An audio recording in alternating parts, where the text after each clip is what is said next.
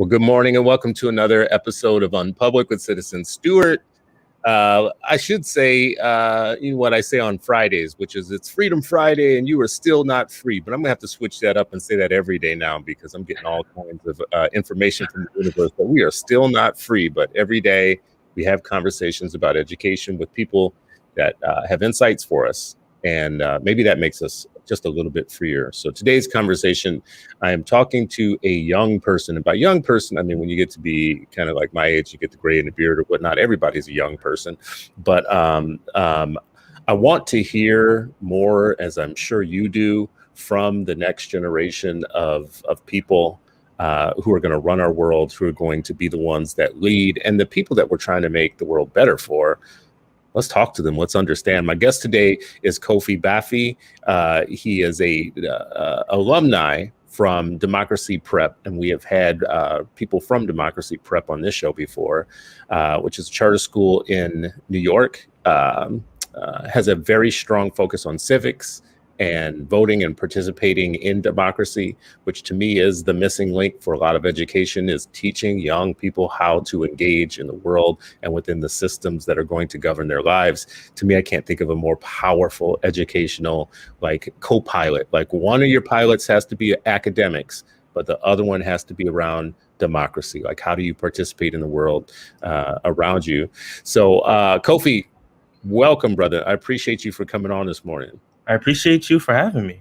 Definitely. Well, listen, I want to find out, so much is so mysterious to me with this next generation and with the generation after that and the generation after that. Lots of weird stuff going on, man. Y'all are coming up with new trends and new words and languages and whatnot. And I can't keep up, but would love to ask you about, you just spent a school year during COVID actually engaging with young people in a school. And I would love to know what you saw in working with young people directly that maybe the world doesn't see or the rest of us don't see because we're not on the inside. Man, that's a deep question. In my perspective, I guess what people don't see is that these kids are really malleable, like these kids aren't, set in stone in any way. They're not fixed. They're not in a fixed position. And so, when you're talking about separating race and achievement or economic background and achievement, you have to see it on the ground level to understand, like, hey, these kids are smart. Like, if they're not doing well in school, like it's the problem of the school. It's not them. Do you think that like their intelligence is getting passed over, being missed by schools? Absolutely. Hey.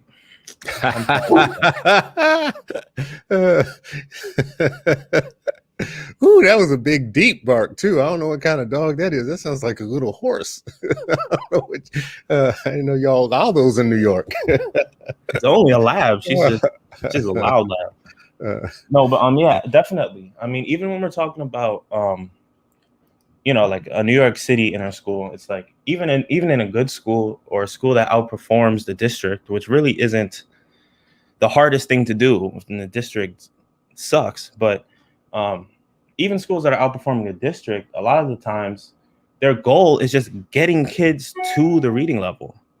Like when you have to focus on getting kids to a reading level, how do you get kids ahead of the reading level? You know what I mean? And it's like, and that's in like, one of the better case scenarios. Like, in an even worse school, it's like they're doing all they can to get a kid like near the reading level. You know what I mean? And so even a smart kid in a decent school might not have as much opportunity as that same kid in a better equipped school. So I think a lot of times it's just situational. In that case, it's just situational that like you're the same kid, but you walk through different doors, different school doors. And life is totally different from you in some schools. We blame kids a lot. We blame them a lot for their so-called underperformance. I know I was blamed for being bored, but the schools weren't blamed for being boring. And there was a problem with that, right? That sticks with me till today. I think kids are facing the same thing. Yeah, I think a part of making a good school is actually ensuring that the kids want to be there and that they're engaged.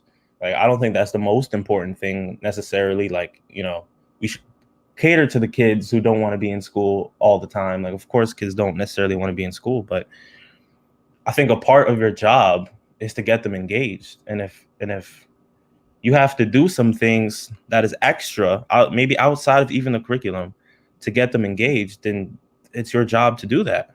Like, that's literally your job, is to get them to learn whatever that is, whatever that means.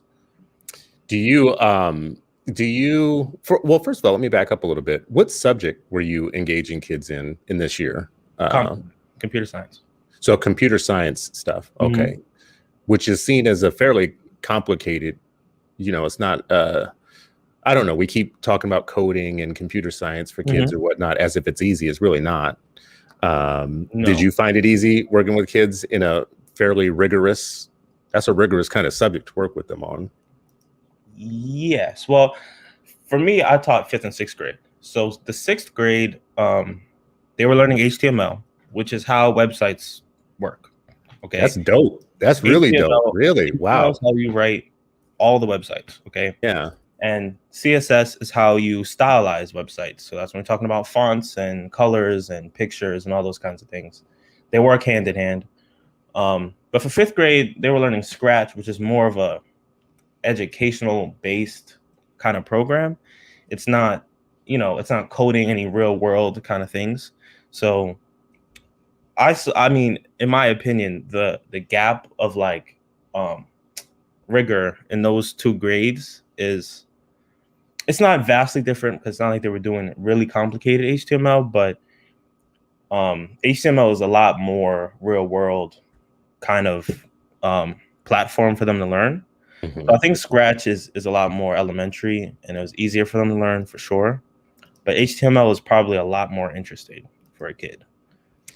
I think this is so dope in just in a couple ways. Like, one, first of all, what was that second one? Scratch. I don't know what Scratch is. That's a Scratch. Yeah, Scratch is basically it was developed by MIT. It was designed to make coding easier for kids to learn, basically.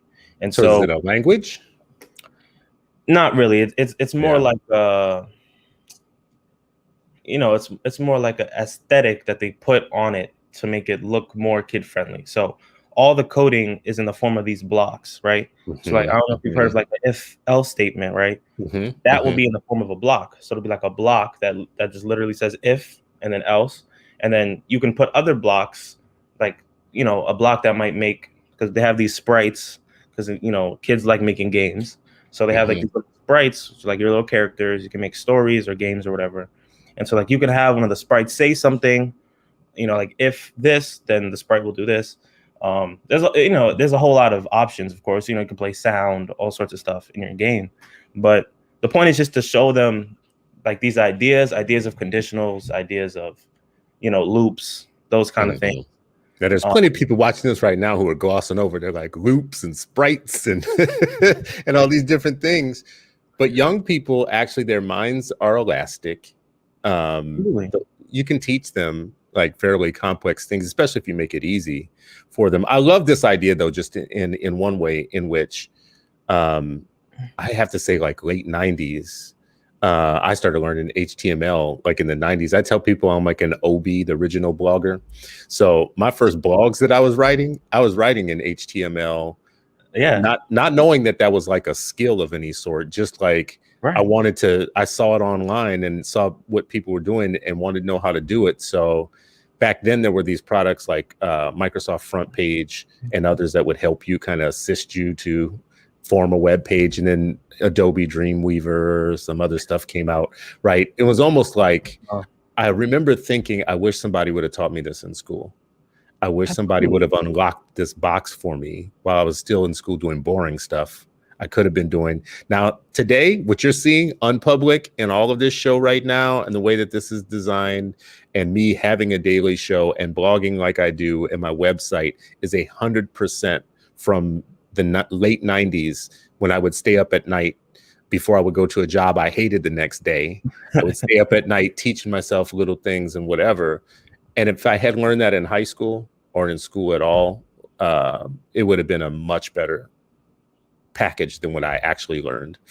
I mean, it's interesting how, you know, you go into a middle school or a high school or even elementary school, they have you learning about rocks in elementary school. And it's like, okay, sure, rocks are important. Sure, of course. But it's like, listen, every kid has one of these, right? So if this is how we communicate, if this is how we keep in touch, if this is how we, you know, touch the world, like when you're talking about globalization, like this is it. We are connected to any other country in the world via our devices that we have with us all the time. I can talk to someone in Africa right now if I wanted to, right? And so if this is the world that we live in, why is computer science not a fundamental science that kids should be learning? It doesn't make any sense. There's really no justification for it at this point. I mean, you could have said 15 years ago, well, maybe, we don't know. But now it's just like. That's an interesting point, just to know that. Do you think schools should be prohibiting cell phones or should be using them as a tool to further learning? See, that's a good point. I don't think they know how to use it to further learning. I think it's definitely possible. I mean, that's a damn shame. That's a shame. They don't even learn comp sci in most schools. So, yeah. You know, they're not connecting that, like, yo, kids need to learn this. But maybe it's because they don't want kids to learn it. And that's just, you know, they'd rather know. And this is what I mean when I say that, you know, Black and brown kids should learn computer science. It's not necessarily that, you know, you have to do computer science if you don't want to. But do you really want these people making all the technology and you not having any part of it? I mean, that is such a, like, you're in New York, that is such a crazy statement, like, to make just in that. Think about all that wealth in your city, and you don't have, and it's being made on tech and real estate and now in like other, like Bitcoin and other things like that we do not teach. So we are not teaching young people anything that connects to wealth right now. No, which is crazy. Especially not in the schools that need the most wealth.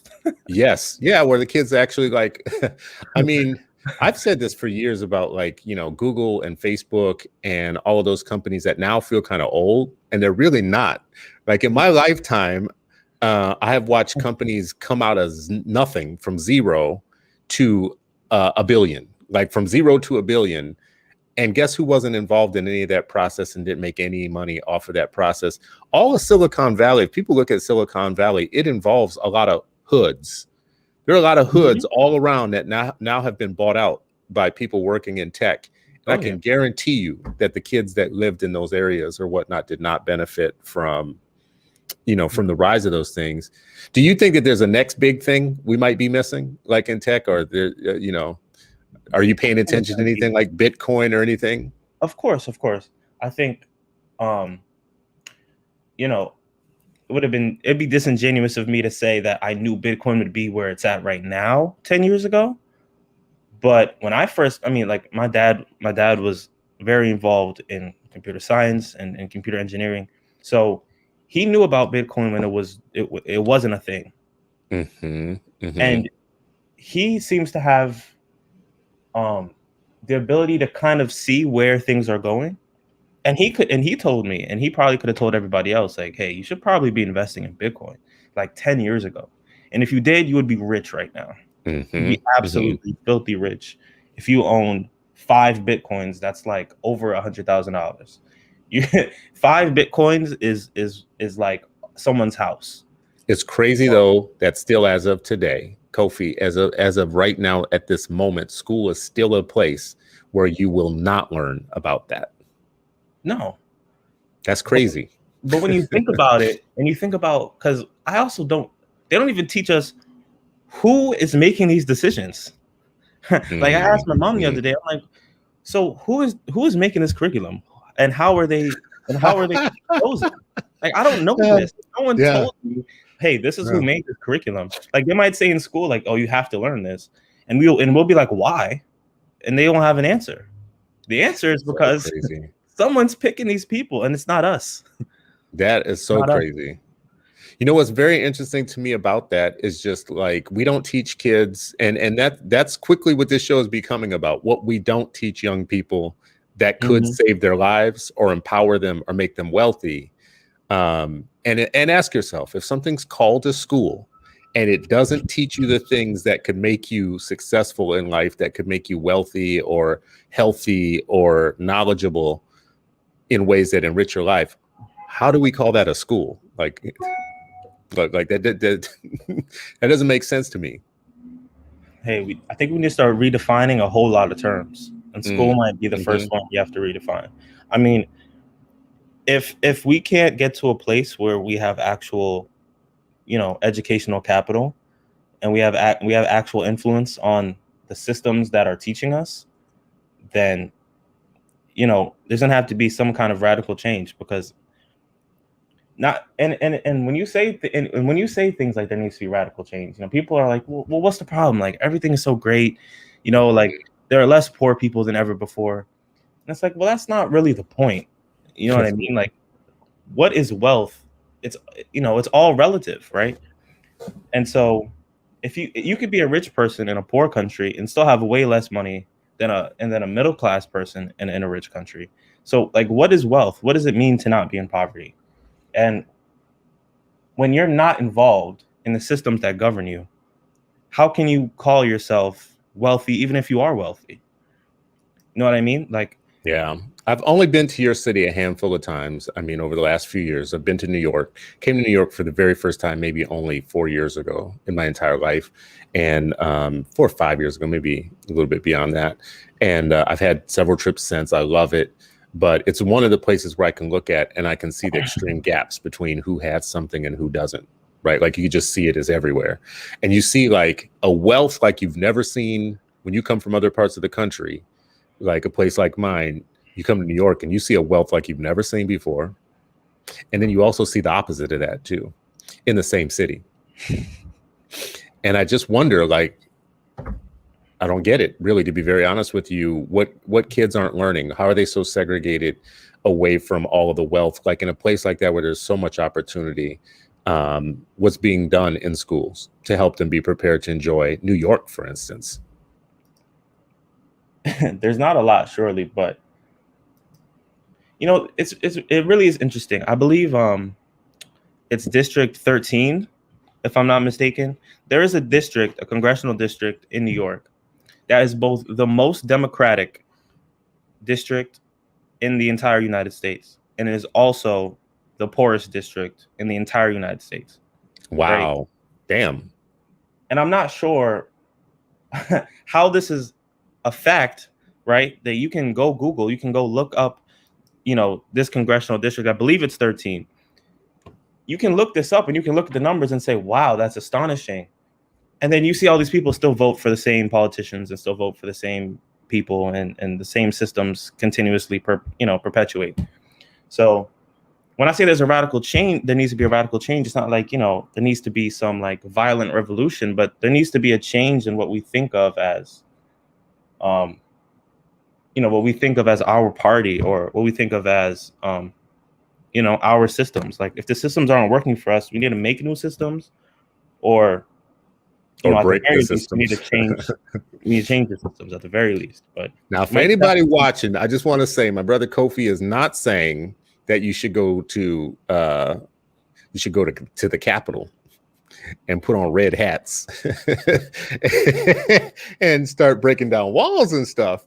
But I do get the sentiment in, you can't keep doing the same thing that we have been doing forever and ever and ever and expect. Einstein call it insanity. Insanity. Do the same thing and expect a different result. But no.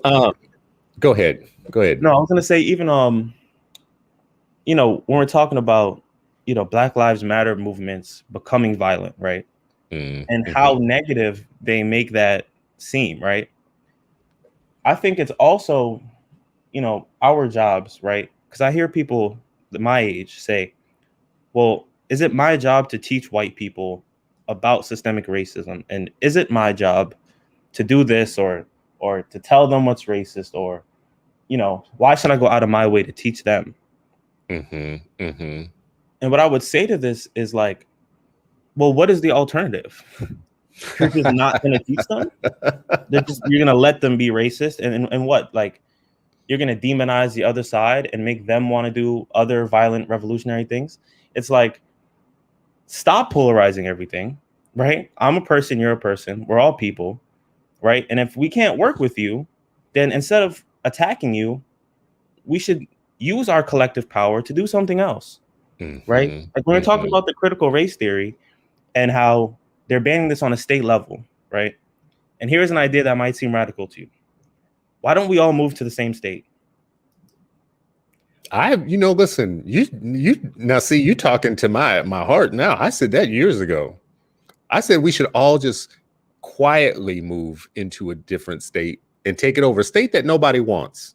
Just pick one that nobody wants. Yeah, because that's the way you would go undetected. Just pick a state, and I'm not gonna name one because someone's gonna get mad at me. But we don't want all the states. Not all the states in the United States are states. Don't want all the states. No, there's some of them that just people don't want. We could easily just kind of move across the border into one of these nothing states, and suddenly just have a mayor, a governor, a legislature, everything, before people detect it. Now I'm not going to name a state, but no, I get your like collective power actually is the thing we don't really talk enough about, like what it would take to collectivize ourselves. We should talk more about it. Again, though, we don't teach kids that either, though. Like, I don't have a lot of faith in older people anymore. I have all my faith in young people. Like, and my thing is like, what are we teaching them? Because we're going to die off. We're going to be gone.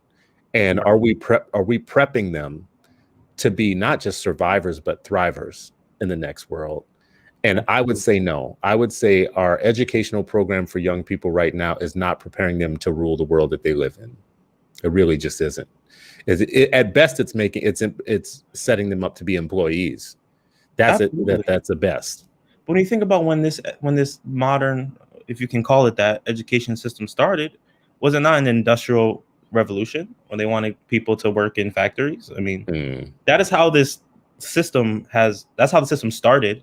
That doesn't mean that's how it should end. But if it's not changing, then yeah, they can send you up to work at Amazon or something. I want to ask you about, like, so this year that you spent in a school during a very tough time, it's been a tough year. COVID was tough on families, just in general. Black and brown students, just like you would expect. Whenever something really affects America, if you look at Black and brown children and ask what's their condition, how's it going for them, usually it's the worst of what's happening for other people, right? Like, but to everything that we're talking about right now, someone listening to this would say a lot of these kids aren't ready for some of the more rigorous stuff that you think that they can learn. Like a lot of them, like, we're talking about computer science. Maybe we should have taught about Bitcoin, or maybe we should have taught about, and the response of a lot of people who are outside of the schools is they have a real kind of stereotypical negative opinion about what young people can learn when they're not rich, when they're not from white families, when their parents aren't college educated, so on. Would you see in working straight up with kids, specifically to whether you think they could do more or not, like whether they can handle rigorous stuff or not? To me, the most important thing that I saw in the kids that did well in my class and kids that didn't were just how engaged they were. That's literally the only thing that they needed. Right. And of course, they're not the most complicated things, really. Scratch isn't complicated at all. It's made for kids. Right. HTML is a little bit more complicated, but, they're not as complicated as we like to make them seem. Mm-hmm. And for me, I'd much rather have some kid you don't think is smart, but is really engaged, than some kid you think is smart, but isn't. And so I think a big part of this question is, how do we get kids engaged in the things they need to be engaged in? And that's really all it comes down to. I don't think it has anything really to do with necessarily how smart they are. Like you don't need to be a genius to write some code. You really don't. Mm-hmm. Mm-hmm. And I'm glad you're saying that, because actually some people who become rich off of writing code, we may hold them up as geniuses, but they're really not. Some cases they're less than a genius. I mean, like, even if you look at a Steve Jobs, who you could consider a genius or whatever, he didn't stay in college for 4 years, right? He didn't learn these skills for 10 years and then developed Apple.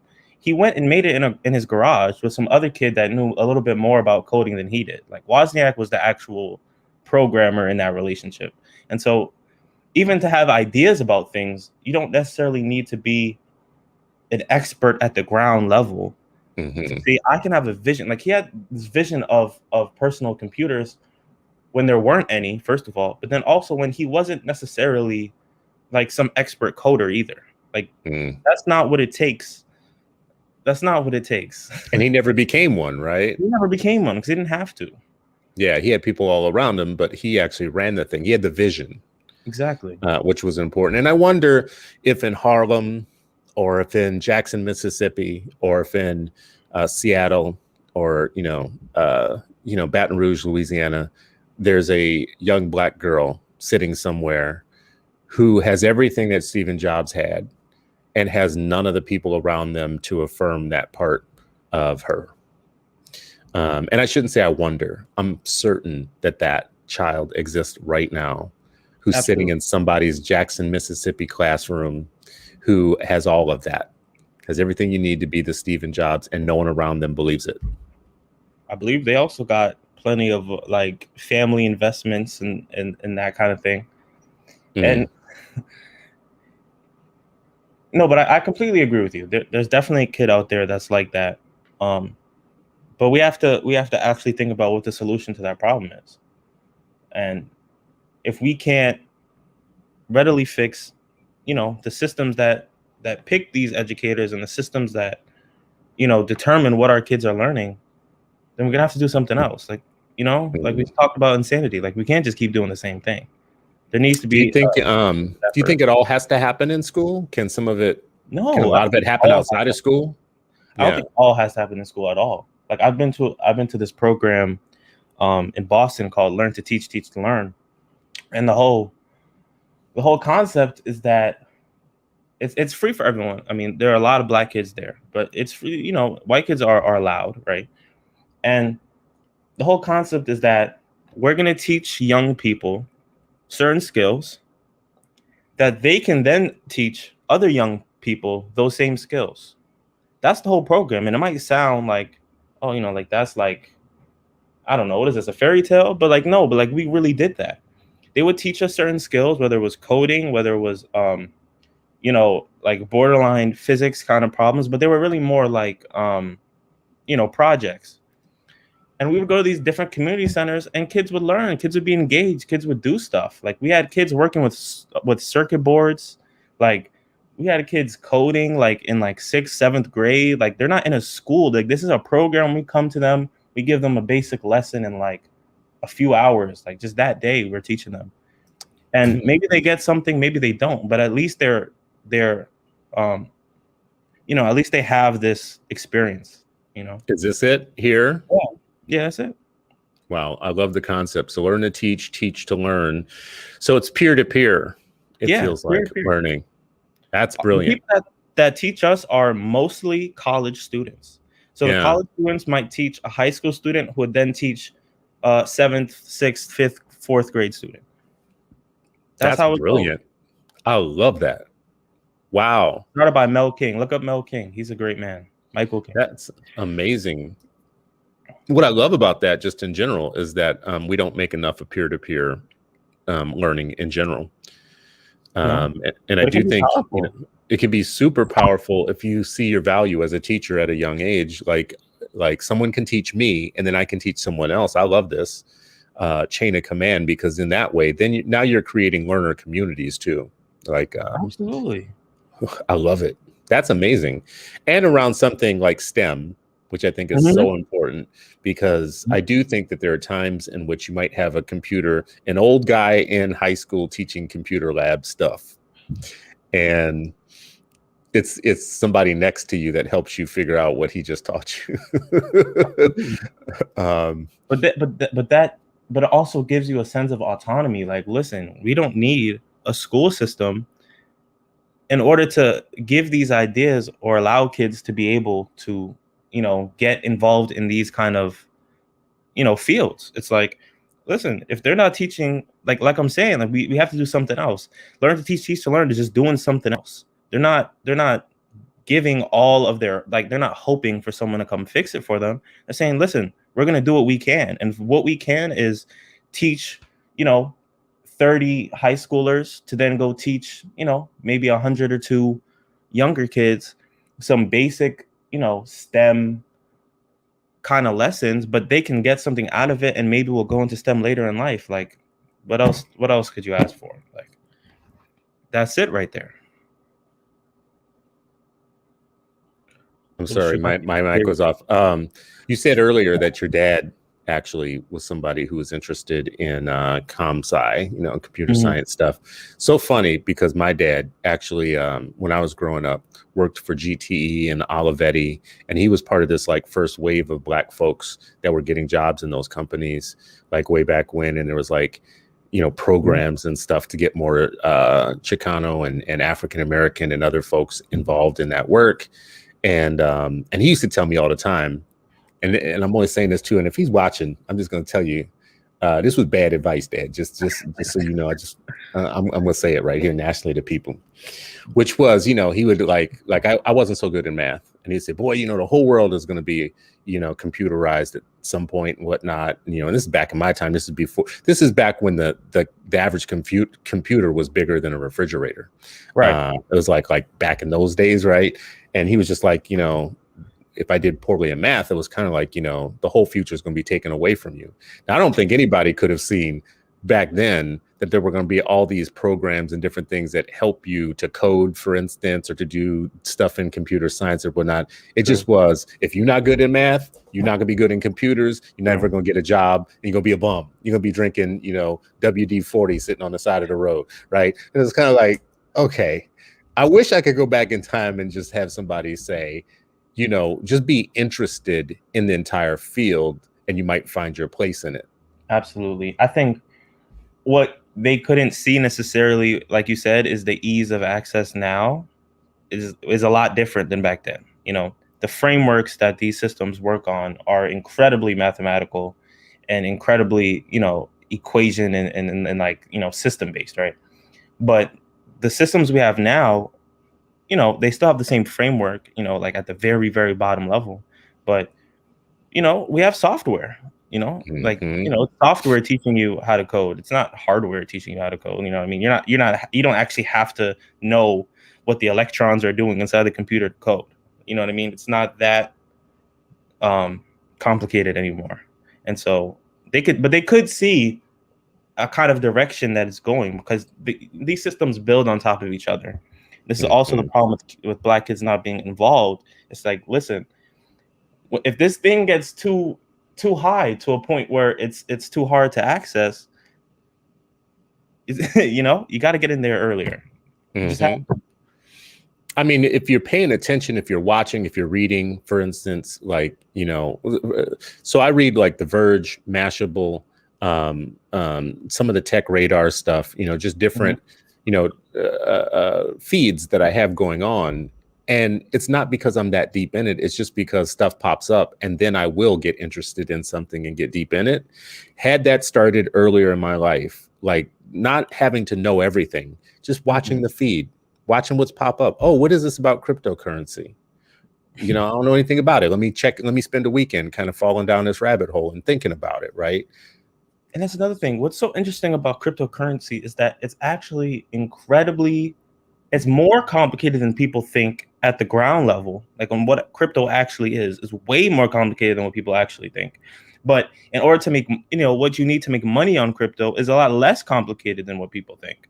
And so what we're talking about is not like you need to make or be able to make a crypto. Like that's way harder than making money off crypto, is actually making one or knowing how those systems work, right? Those are also super equation and mathematical based, right?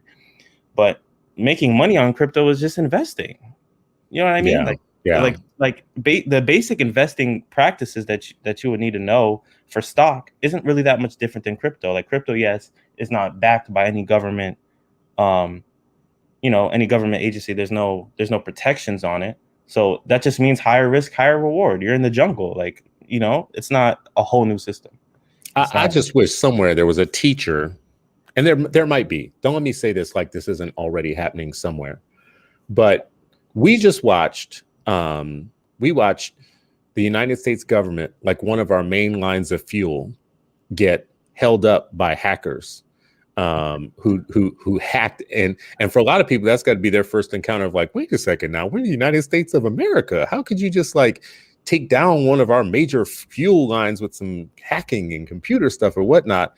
And then when you get all the way to the end of the story, just yesterday I read about this exact same story, was that the government was able to recover the cryptocurrency, the Bitcoin that was used to pay off the ransom for the people that were hacking them. And I thought, oh, wait a second now. They didn't figure out how to, because the whole thing around Bitcoin and cryptocurrency is that it's decentralized and that you can't do that.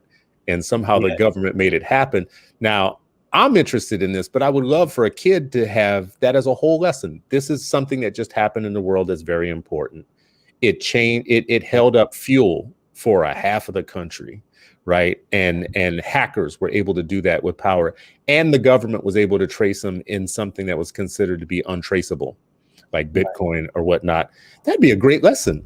It's an amazing lesson, but I mean, I did remember reading something about how they're not able to chase necessarily like any individual transaction, I believe, but there's some way, of course, there's some way, of course, that, if you have enough power for the American government, you go look through enough, like, where is this money going? It's going to go somewhere. It's good. Yeah.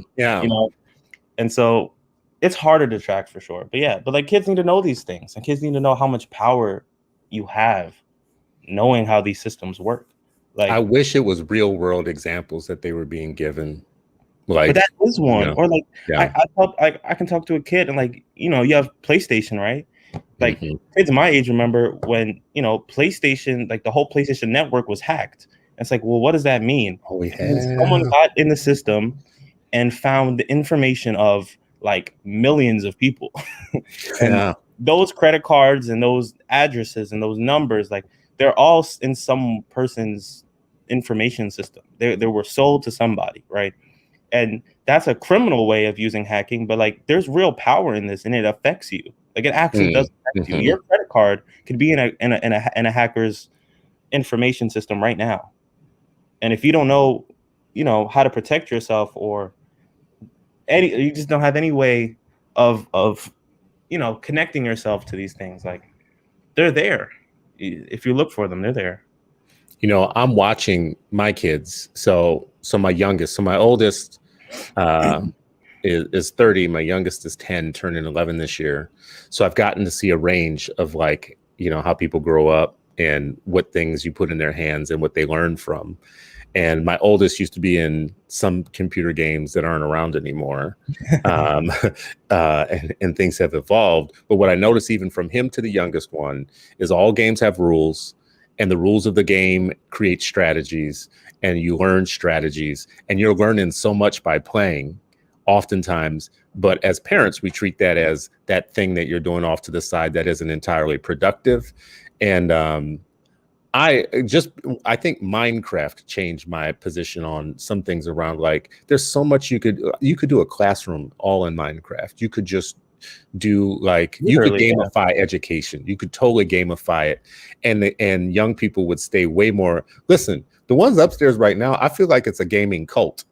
I don't know what it is that's so, compelling about these games, but they will do it for hours if you don't interrupt them with something else. Why couldn't that be used for learning? Like, why couldn't that be part of how you learn? There's no real reason. I mean, Scratch was, a project that was developed years and years ago. Like, Scratch was the first one that's like, hey, this isn't so complicated. Like, kids can make games and kind of have fun doing it. Now, Scratch isn't, you know, there's criticisms about how much it can really teach you, but like that comes with making something elementary, right? Maybe there needs to be a scratch too that's more complicated, right? But there really is no reason why you couldn't gamify these things, I think. But a lot of that is on us. Like a lot of that is on a parent to say, like, instead of get off that game, like, but rather like, well, what is the goal of the game?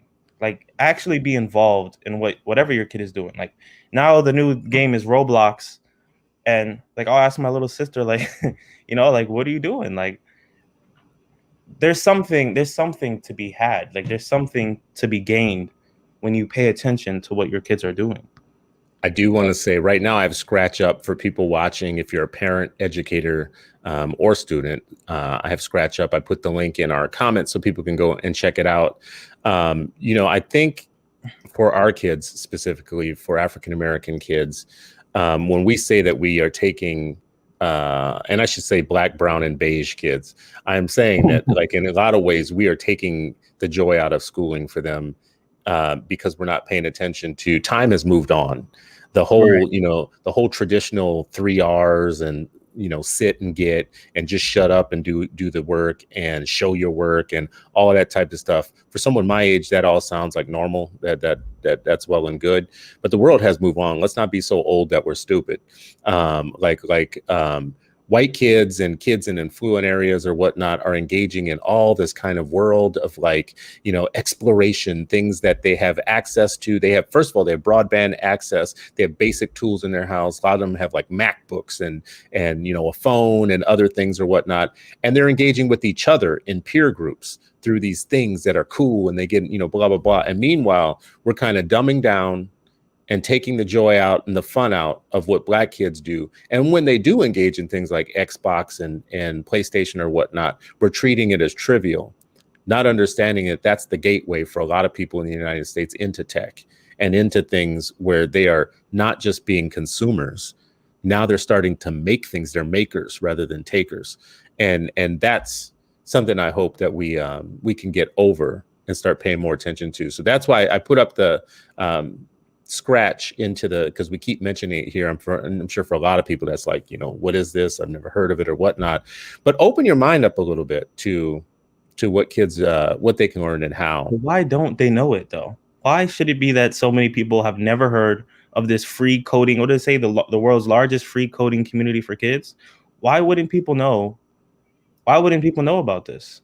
Like, there's an attack on the information that's available to you. Like, it feels like, Kofi, it feels like though a lot of times it feels like it's for somebody else. As a parent, I'll just say, true, yeah. And as a parent of color, I will say that oftentimes this stuff feels like it's for some other group. Like it's like, so I found out about like White Hat, for instance. They run a kids coding camp because somehow I mentioned it or whatnot. And this is how tech works. It popped up in my Facebook feed, and it was almost like shaming me, like, are you getting your kid involved in this? And it was almost like, well, no, damn, which, you know, I didn't know it was all that serious. Let me check this out or whatnot.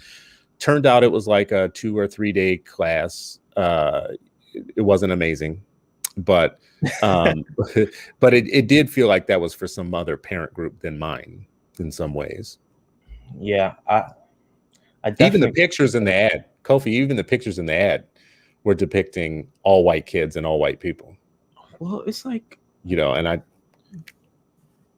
don't want to make it about that, you know, but I definitely get what you're saying. It's there. We have biases, right? Like inherently, where we like, we kind of like things that are simple. Like we don't, you know, when you talk about a convenience store, like that is what the American economy is based on. Like, yo, Amazon, I want this right now. Bring it to my door. It's convenient. But and using these tech products is easy, but making them isn't. And so I think we need a part, you know, of course, some of it is like we don't even know about these things in the first place to decide whether or not we want to engage. But on those of us who do know, it's like it's really our job to engage the community in these things, because it's really not that hard once you start. The hardest part is starting. Yeah. Like, if you know a basic level of coding, you can do pretty much anything given enough time. Like, if I said, yo, I want to learn how to make a game today, like, let's just say, like, a more basic, like something you used to play on like a Game Boy or something, right? Like a Pokemon kind of game, like just very basic. If I sat down and I just researched and I looked at, there's free open source, which is where like anyone can look at the code of things. There are plenty of open source games. You can literally look at the code, copy the entire code if you wanted to, and change what you wanted to change, right? And you would have a better understanding of how these systems work, how a game works, how anything works. Like, you can look at the source code on any page that you're on. Yeah. You can This do to that. me, like, You can look at the code, the HTML behind this page right now. You can do that. It's about knowing that you can do that. That's all it is. I saw on TikTok, Kofi, listen, there was like kids on TikTok showing you how, when you take a test, I forgot it.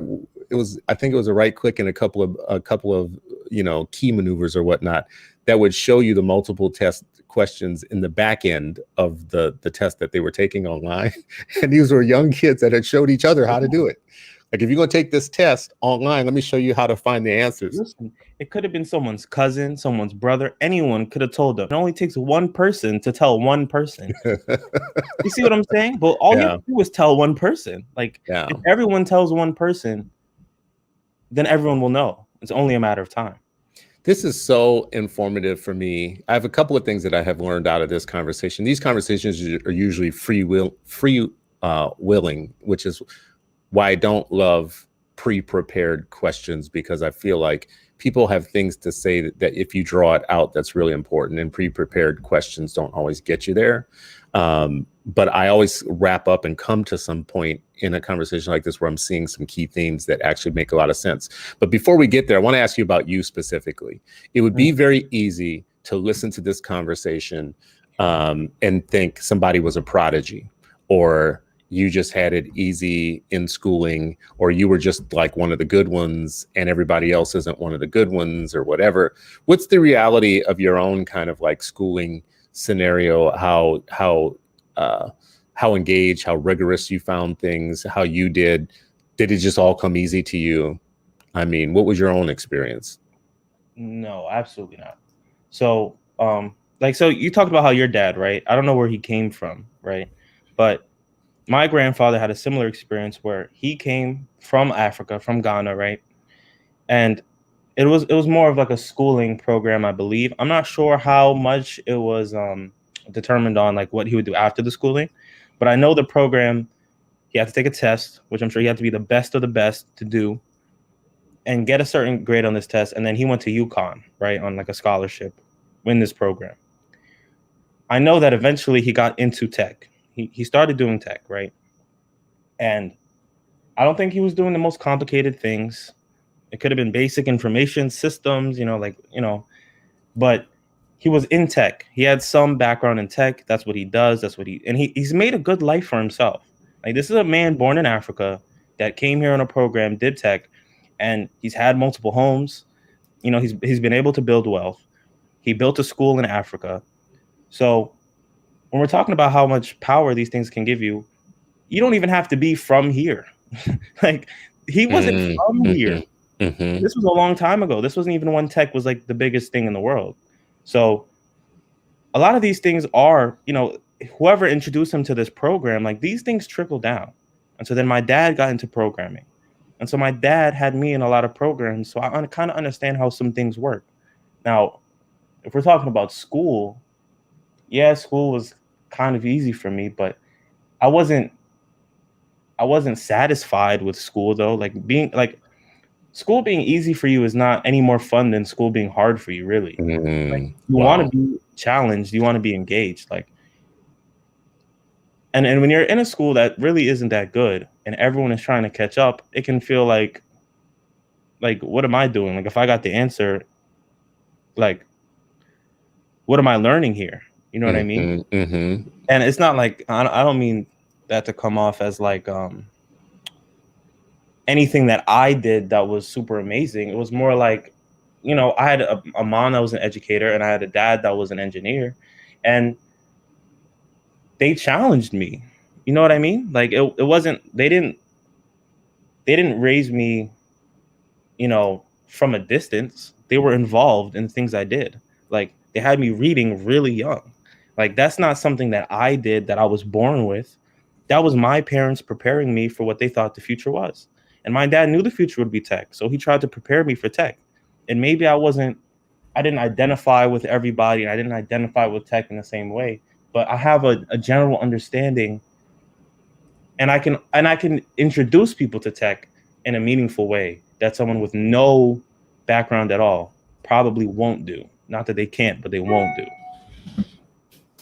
I love it, man. It feels like, I mean, you in a different generation than mine, but it's very similar, at least from my dad's generation to mine, in that, first of all, my dad didn't want to do what his dad had done in life necessarily. He wanted to be part of a new wave of things, and the world was open at that time. There was more possibilities. More Black folks, brown folks, beige folks were getting into that line of work, and he was on the ground level. What I learned from him, though, now as a parent myself, was some stuff gets lost in the translation. So I think as parents, we can do a better job of deconstructing our success for our kids. Absolutely. And telling them all the parts of it. Like he didn't do, I used to watch him and I used to think, wow, he's got a good job. He got a beeper, right? And for y'all that don't know what a beeper is, and you watching this right now, Google it. You'll find out what a beeper was. Pre-cell phone, beepers were the thing that if you had one, you had a good job. But these are the three things that I take away from today. I want, you know, and I'm going to run this by you. You let me know if you refine this at all. But these are my three takeaways. And I'm going to ask for people to do a daily action on behalf of our kids. So help me out with this.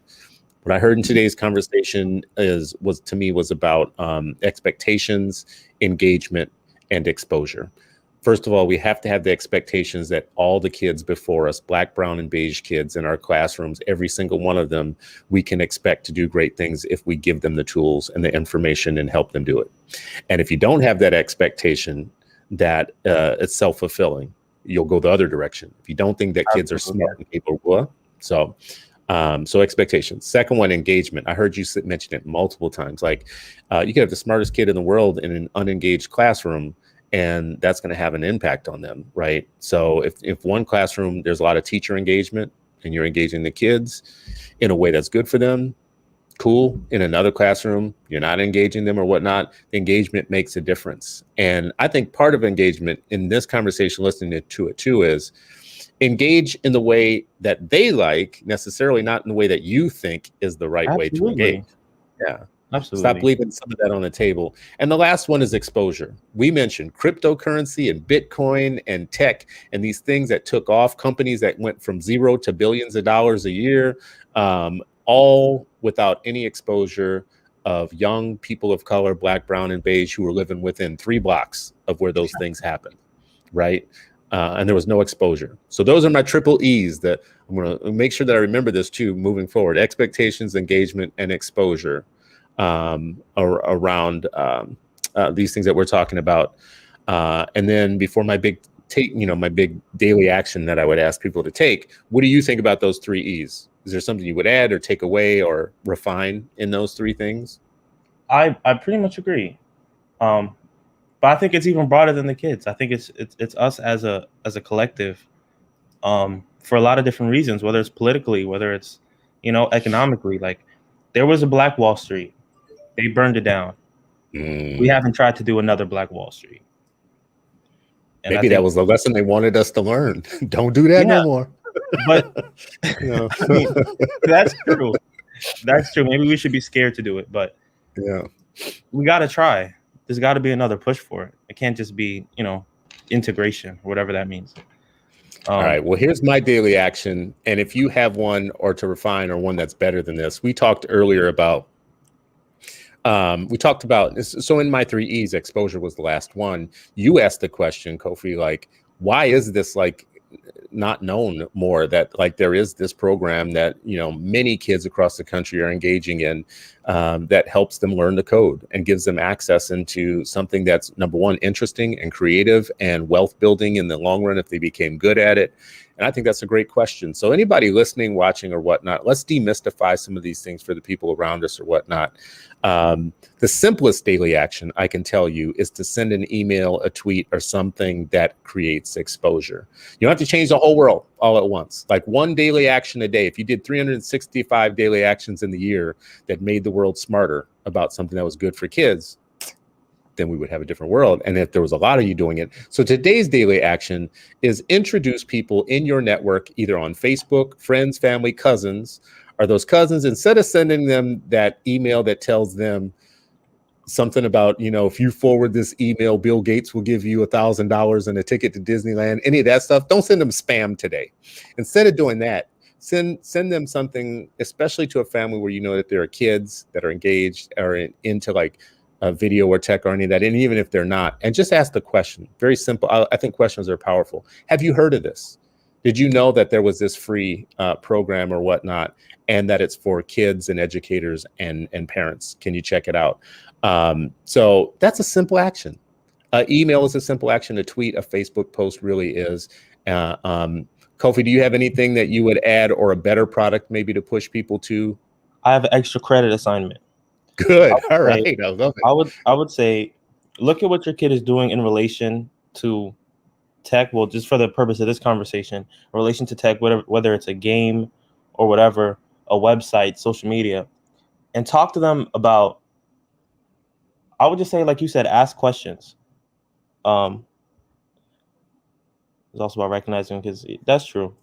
But I say, like, no, but like figure out like what it is that they like about this, and whether they can actually see themselves engaging in it in a more meaningful way. Like if you really like games, you know, you should, it's like really liking sports. Like if your kid loves playing basketball, are you not going to ask him like, hey, like, what do you want to do? Do you want to go to a camp? Like, do you want to, you know, it's like if your kid is into video games, it's like, yo, shouldn't you learn how to make video games if that's what you're into? Like, here's this program that I just looked up for you because you're 7 and you're not going to, you know, look this up. But here's this program. You think you'd be interested in this? Like, be engaged too. It's not just about their engagement. It's about your engagement. Yeah. Well, my dream for you, I like to have dreams for other people. So my dream for you is that, like, I do remember in my own upbringing, there were people in my community that actually started things that exposed me to white worlds in some ways. You know, I'll give you one very clear example. In the 1970s, tennis became a thing. Tennis, chess, and kung fu all became a thing. And there were people in the hood that actually would start like tennis programs. Yeah. Like you'd have some guy who knew how to play tennis, and then suddenly he was just setting up, and you could show up every Saturday and he would teach black kids how to play tennis. You can walk around Harlem, you know, and what's see that? You can walk around Harlem and see those chess boards. Have you seen them? Like you go to a park, and in the table, ingrained in the table, you cannot separate the table from the chessboard. Like, yeah. Where is this for tech? There needs to be a circuit board ingrained in a table somewhere, so you can just go and do stuff. Great point, though. Like when I was in New York with I think he was at the time 13 or so, he stopped and just like stood and watched for a long time because there were chess people in the park playing chess. And it just was open in the park. And he thought, both of us kind of thought, well, damn, that's cool. But it hit me how like traditional that became for us. Like in Black world, there was a point in time in the 1970s, for instance, like where all our dads were learning to play chess and then teaching us to play chess, right? It was a thing. And tennis became one of those things for a lot of people. Kung fu became one of those things for a lot of people. And here we were in New York all these years later, and there was these old Black dudes like sitting there playing chess with very young dudes, like kids would walk up and be playing with them and whatnot. It's just, I thought that was like a beautiful thing, but there was a time where that wasn't a thing. Somebody in the hood decided, yes, we're going to teach you. You know, I got nationally ranked in the USTA. So did my cousins. 3 of my cousins actually went to college on tennis scholarships. That was rare for Black people. That was rare. That was like rare to come out of the hood and be that good, you know. But it's rare to come out of the hood and be an engineer. That's where I said my dream for you. Start a summer program, start a after school program or whatnot, where like I could have used 2 years ago somebody to just sit down and break down for me what the hell cryptocurrency was. Right. There was nowhere really to go in our own world for that. Like you have to actually tap into other communities to make that happen. But now we have you. So I appreciate you. Do it all, change the world, Kofi. I want everybody to know this. First of all, I love speaking to people like you because I leave inspired and hopeful about what the world's going to be and what it can become, specifically because you have insight and that you're not arrogant with it, that you are like just straight up about it. Bright, gifted, and sharing. I love it. I love it all. Is there any last piece of information you want to leave people with? Anything you want to point them to? Do you have any type of thing that you're working on that you want them to know about? I'd say treat coding like typing. Ooh. Remember when typing was a class? Yeah, dude, you're pushing all my buttons. Typing is the only class I took in high school that made me money after high school. It is literally the only class I ever took that made me money after high school. If I would have just taken typing and left, it is literally the only, like I determined that if I looked at all the money I've made in my life, typing is at the key of all of it. How's that? But you see what the difference is? They wanted you to type so you could type something for them. Yeah. They don't want you to type so you can type some code and make your own programs. Or type words that they didn't like. See, that didn't work out well for them at all. That didn't work out well.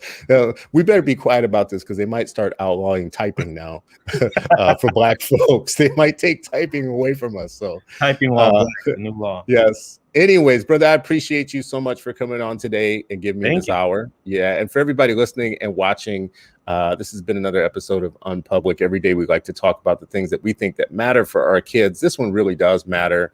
Think about those 3 E's that we came up with today. Today is like every day for me, like a learning experience. So I didn't have these 3 E's before I came into this conversation, but expectations, engagement, exposure. I'm going to keep thinking about that. What do we expect of our kids? How do we engage them? And what are we exposing them to? I think could be like, there's a lot of powerful questions in there.